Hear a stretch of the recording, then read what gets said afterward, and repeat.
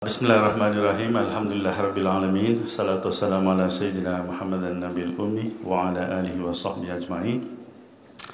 Subhanaka la ilma lana illa ma 'allamtana innaka antal alimul hakim. Rabbi shrah li sadri wa yassir li amri wahlul 'uqdatam min lisani yafqahu qawli. So, assalamu alaikum wa rahmatullahi wa barakatuh, and a very good morning to everyone. So, to our guests from overseas, the Arabic things that I read is simply invocations from God for blessings. Okay, today I'll be the topic I'll be speaking is on the finance cooperative, the way forward. In other words, what I'll do is I'll take about 5 minutes quickly to recap what I presented in the last conference. Then thereafter I'll see why I proposed the cooperative as the way forward. In other words, what can we do within given laws and given infrastructure and institutional setups? What can we do? The solutions. So here, all right. You see, these are some of the slides that I've already shown and other speakers have already shown. We all have talked about the fractional reserve, fiat monetary interest-based system. This is what happens, right? So you see the largest debtors in the world, you see all established developed nations, US, you can see 10 trillion euros, Japan 9, almost also 10 trillion euros and so on, right? So this is the situation, the global world, not only the developed nations, also the developing nations. And this one you can see for in economies, you see the overall debt as a percentage of GDP. You can see for Britain and Japan is also about more than 4 times, 400%. Right?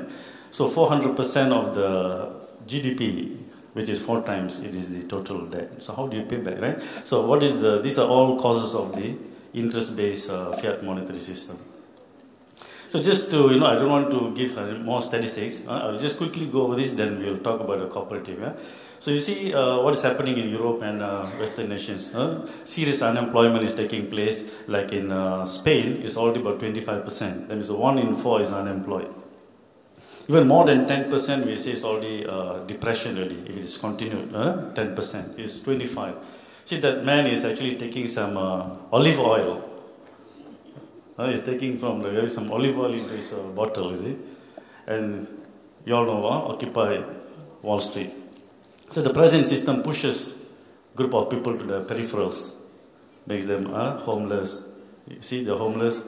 At least there in the US and other places, homeless, they have the tent. But in our part of the world, if this happens, there will be no tent here. People will be going under stairs and under flyovers, right? So these are some of the things. And the US, the pressing issue is, of course, the fiscal deficit. So how do you finance the growing fiscal deficit? So these are all part of the present. So if the developed nations are going through this, you can imagine if such a thing happens this part of the world, and we are actually expecting a domino effect to happen. So I say what we are observing since 2007 is a collapse of capitalism. So we need to know what are the reasons, how it will affect us, particularly this part of the world, and what solutions do we have. So these conferences we are doing is basically to find some solutions. There may be not one solution, multiple solutions. In fact, I think there will be multiple solutions, which is better, right? And we all have identified. The reason is actually debt-based, fiat money, fractional reserve, interest as the major causes. So basically, fiat money is a theft on the nation. That's why the second book, which I wrote in 2004, I titled it "The Theft of Nations." It's a theft. Because when you create money out of nothing, basically through inflation, it is a tax on the people without their knowledge, without their consent. So if you take anything without knowledge, without consent, that is, this are quickly I want to go through this. And then we talked about in the last, the net effect of all this is a serious global hyperinflation. Like see, if in Malaysia you see the price of properties are skyrocketing, right? So that will be the first effect. Then there will be a spillover effect.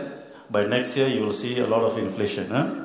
So serious unemployment being also forecasted, economic depressions, the moment unemployment exceeds 10%, and possible conflicts and wars. So these are the expected effects of what is happening in the global market. And I discussed this in my last year's conference, what we should do. We talked about nationalized banks, which Alan Brown was talking about, public banking. Even in my book, in the Theft of Nations, I mentioned public banking as an intermediate step. So you may not ultimately immediately reach the solution. You may idealize this is where you want to get to, but you have to strategize how to get to that. So these are intermediate steps. But one of the most important thing is the debt cancellation. This is necessary. So in other words, debt cancellation is the growth of debt is the effect of the past riba. So when it is the past riba, then in order to solve this, basically the countries that are in liquidity trap, debt cancellation is necessary. Otherwise, it's going to devastate the continuous devastation of the world. And we already mentioned that you have a right to principal only. So, but I don't know these things will happen or not in Malaysia. How fast we can have public banking and then you do debt cancellation and ask people only to pay the principal portion. Yeah. Next is we eliminate riba. That means la riba. Huh? The first one is un-riba. That means you have to undo the effects of the past effects of riba, and you must stop continuous future riba. That is the la riba thing. Huh? So un-riba contains both. I must give the credit to our youngsters who came up with the term, the urban village people. So I'm proud to wear their T-shirt. You see that? It's un-riba. Un-riba is both. You undo the future past effects and also the future, which is la riba. So, in other words, a complete solution may even necessitate the governments taking possession of wealth and redistributing back. Because one of the effects of the continuous growth of the debt is it will accumulate wealth in the group that is creating money and depriving for the rest. So if you want to undo that, then you have to take possession of that and redistribute back. So that un-riba is necessary. Huh? The others, from Islamic perspective, we need to revive zakat and wakaf. And alhamdulillah, a lot of wakaf research is going on. And also on education, science and skills. Because economic well-being comes from skill development. So we need to go for skill development. And also from religion and ethics, which Brother Imam Afroz Ali highlighted the importance of ethics. But I put those red colors, those are the important from economic perspective. Right? So this is what necessary. But how do we do this? Today I don't think the governments want to cancel your debt. I don't think they're ready to implement real money, the dinar and dirham yet. And not also, I wouldn't be surprised, they won't be ready to take possession of wealth and redistribute. Right? These are political issues. So what immediate measures we can take is, as individuals, first we protect ourselves, our savings through precious metals that are shown to be a good hedge against inflation. So you save your savings. Huh? And we can do goal-based cooperative. So this goal-based cooperative is what I'm going to highlight in my talk. And also other complementary currencies. You heard about complementary currencies. So these are possible ways we can mitigate the effects of this crisis. And even simple barter trades. Even simple barter trades between nations will save a lot of our wealth. Now, long-term measures, we need to relook at the legal tender law. We need the legal authorities to relook at the legal tender law. Why we need to relook? Because so long you have a legal tender law, the dinar or dirham will never come back as a monetary unit. It will never come back as a monetary unit. So you need to relax it a bit. We're not saying because there are some people who don't agree with a goal as solution. So we don't have to force them either. So therefore you need to just relax it a bit so that only for the cooperatives you allow it. I'll come to that. Why the solution of cooperative, okay? And gold and silver based monetary standards within the long term. Yeah. So we suggest three choice. The three choice initiative we call it. This is what we would struggle for. First, we need to recognize that our solutions may not be something others would agree. Even some professors, they don't agree gold as a solution. So we need to recognize that not everyone is supporting a goal. So then we need to give choice. The first thing is between Islamic finance and conventional finance. Alright? Okay. Then the second choice is for people to use gold or fiat money. And this gold or fiat money, then you need to relax the legal tender law. Otherwise you cannot do it. There is a reason why in Kelantan the gold dinar will not succeed as a monetary unit. So long the legal tender law is there. You all know in economics there's a law called Gresham's law. So the Gresham's law says bad money will drive out good money. Only in the absence of legal tender law, the reverse will take place. Good money will chase out bad money. Right? So long it is there, so gold is not going to succeed. And the third one is between Sharia law or English common law. So today we don't have it. Any dispute in Sharia, this thing, we still have to go to the English common the law. So I know some bodies, they are suggesting arbitration, Sharia arbitration. That's a good thing. Because if you do Sharia arbitration, you codify the law, you have a standard. So if I go into any contract with you, business contract, I can say in the event of any dispute, we will refer to the Sharia arbitration. Because otherwise there are many schools, there are Hanafi school, Shafi school, right? So you need a standardized that all parties can agree upon. So this one we leave to the legal side. So we economists, we can focus on the first and the second, gold or fiat money. So how do we implement this? I suggest the way is cooperative, so that we don't have to force anybody. If you like, if you think this is a solution, you come in. If you don't like, you can remain in the fiat monetary system. Say cooperative. Like in Malaysia, we have a different ministry. Cooperatives under different ministry, right? So it doesn't come under the finance or this thing. So it's only for members. So there are rules and regulations for members to follow, right? It's only for members. In that, we will use gold and silver as a measure of value. Because remember in the last presentation I mentioned what is missing in the present monetary system, that we do not have a measure of value. What we don't have is a measure of value. We know in every trade we do exchange goods and services. It is a measure of value so that our exchange is fair. And that is missing in the present monetary system. That's why you need the gold linking back to money, whatever you do. So then the system is basically, it uses gold and silver as measure of value. And it's a payment system that is interest-free, riba-free. It is gold-based. And I'm suggesting electronic credit as money. You see, I put the money in inverted colon. The reason is, I will explain, because that portion is a little bit difficult to explain. Okay, I'll try. Okay, then is netting. So it does not disrupt existing system. It does not disrupt. So it is a parallel system that can work within the existing laws. It's a cooperative, but it uses gold and silver as a measure of value. If so, once the people's expenditure can be gold and silver, and your income also in gold and silver, then you can do financing in gold and silver. If you're spending in gold and silver, but your income is not in gold and silver, then you cannot do financing. So you need to have that link. So this is the reason why I'm suggesting the cooperative. So what is I think it's back. How do we go behind? Yeah. Just to give you see, sometimes a lot of people, they say, okay, there are a lot of ideas of money.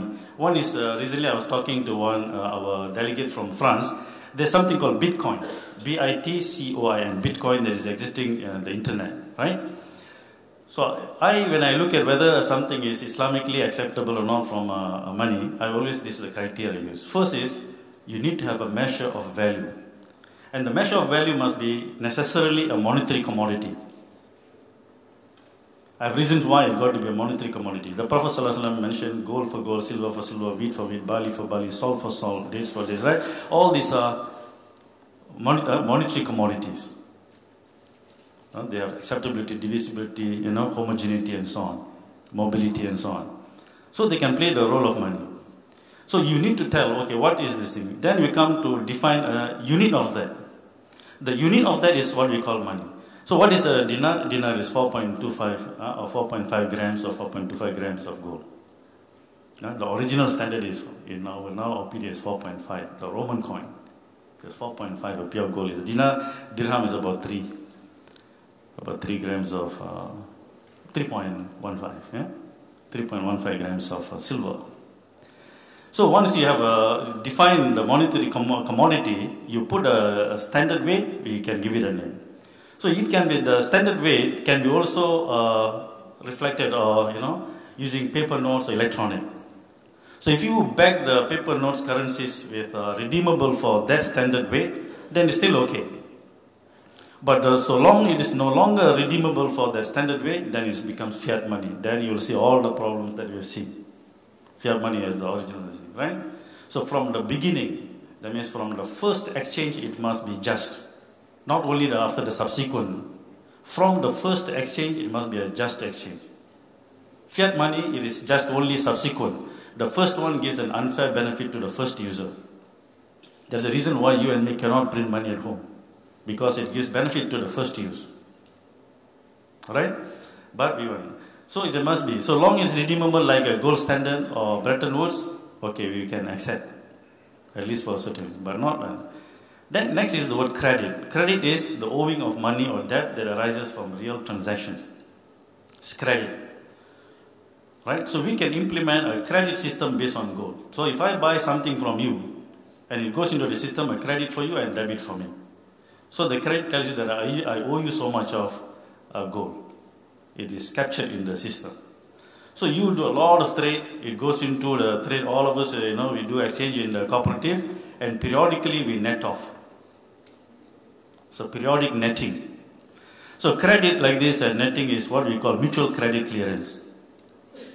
So what I'm supposing is a cooperative that uses a mutual credit clearance that uses gold as a measure of value. Gold as a measure of value. So what will it do? It will do these things. Why I'm suggesting riba-free gold-based electronic credit for the mutual credit? First of all, there will be never a shortage of money. Because you see, all the time why the countries go into recession is when there's shortage of money. As Alan Brown also highlighted. In the past, they have done it. When gold and silver were circulating as money, they go and demonetize silver. You demonetize silver, suddenly there's a shrinkage of money supply. Then the economy plunges into recession. And those who have gold now, they will start to charge interest on the gold because that is now only the monetary unit. So if you shrink money like that, it plunges into recession, then it gives the possibility for interest to exist. So interest exists particularly because of a shortage of money. But in this system, because we're using credit, there's no shortage of money. And credit is okay in Islam, yeah? Only interest-based credit is problem. Right? Here is interest-free. So it gives the right to create money to everyone, not the banks, not even the government. It is individuals, you. So you are not giving the power only to it's not a choice between whether the government creates money or the banks create money. No, it is the individual. We are giving the right back to the people. And it does not create any monopoly over how we define what money is or who creates money. There's no monopoly like in the present system, like international currency or this thing is a monopoly because if it's international currency, you create money out of nothing and then you can buy things throughout the world. That's what we are saying, not correct, not right. It doesn't give any unfair seigniorage to anyone. And it is non-inflationary, that's the beauty of it. Why is it non-inflationary? Because it is gold-based. When it's gold-based, it's non-inflationary. Right? So it is I didn't know time flies so fast. I have only 5 minutes more. Okay. And it is stable and non-cyclical, right? And the most important thing is, another thing in international trade is that the moment you link money to gold like this, then it becomes a fixed exchange rate regime. It's like a fixed exchange rate because all currencies now will have a fixed exchange. Once it's fixed exchange, then you eliminate forex risk, foreign exchange rate, exchange risk. Therefore, you also eliminate currency speculation and arbitrage. The moment you fix it to this, and this is the beauty of the moment you link to gold like this.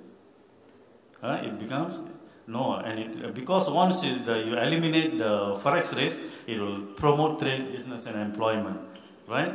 And it also protects the wealth and sovereignty of nations from political, economic perspective. Yeah, and it's no riba. And also for Islamic finance, it is an additional benefit. We don't have to do all this hella of bail ina, the sister presented yesterday, or tawarruk and so on. We can have a system that can give solution for working capital finance in this way. You don't have to do all this hella of bail ina. And you know the bail ina is giving so much of problem in the housing sector. So one thing, it needs political protection. We all know this. Anything that you suggest the solution, you need political protection. Without politics, you can't. So we need some politicians who can protect even the cooperative if you start. Otherwise, the strong forces will come and wipe it out. So if you can't find a politician, then some of us need to become a politician.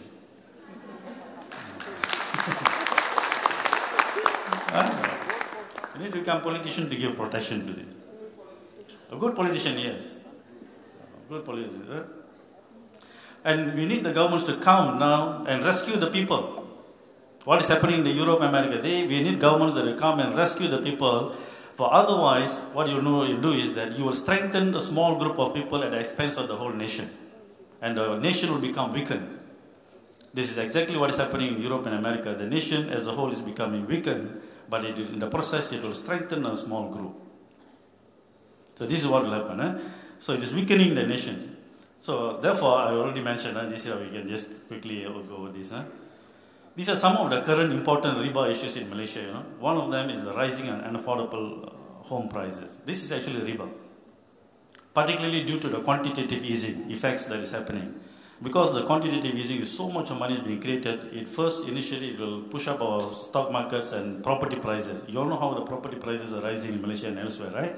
Then the next year it will spillover effect. Then you'll find all inflation globally will rise. And today, even in Malaysia, it is quite serious. In Penang, for example, many teachers are requesting to be transferred away from Penang Island to the mainland because they can't afford housing, right? And it's also creating a great widening wealth distribution gap, and also rising number of young bankrupts. 30 years they already declared bankrupt. What is this, right? They've not even started life; they're already bankrupt. And there's a lot of bankruptcies also from abandoned homes in Malaysia. We need to solve these things. Our government has a responsibility to address this. And we also know the global evil is basically financed through riba. It is the fractional reserve banking that is actually financing the evil throughout the world. So we need to cut the evil's lifeline by eliminating riba. The lifeline for this is that. So we can see that. So therefore, we need to unriba the world for just, stable, and sustainable, for peace and prosperity for all, not only Muslims, for all, right? For just, stable, and sustainable, right? And unriba, what is this thing? Is to achieve ICE, I call it. What is ICE? Cool, right? It's Islamic compassion economy. Some people say gift. Gift is as this thing. Why? Because, you see, we are doing riba, all this conference. It's not simply the riba. The ultimate objective is to achieve a compassion economy. But you cannot achieve that if you have riba in your midst. Until you solve the riba problem, you can just only dream about all this Islamic economics and so on. Islamic economics only exists in the classroom. Yes, it only exists in the classroom. It doesn't exist anywhere outside. In the real world. And also for Palestine and others. You see, I tell you for example, we don't learn. Sometimes it's pitiful because we don't understand the global financial system. You see, Egypt for example, when after all the revolution, things like that, let's say the party came, the people, but still they have gone to the IMF to borrow money. You all know that, right? And they'll go back to IMF and borrow money, and then you will make the entire nation debted again. And with the compounded interest rising, the few people are in it. Right? Look at Palestine. You know what is the dominant currency in Palestine? It is the new the Israeli shekel.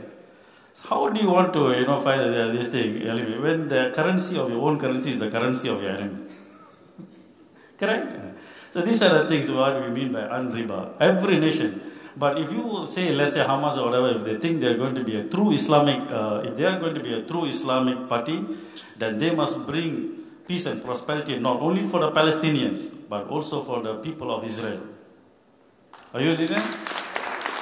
That is true Muslim. If you are true Muslim, you will bring peace and prosperity not only for Muslims, but also for the Israelis and non-Muslims. Then we will check you whether you are truly a Muslim. Right? So, but we are all united for this. And Wallahu alam, thank you very much. There's Palestinian children. Assalamu alaikum wa rahmatullahi wa barakatuh.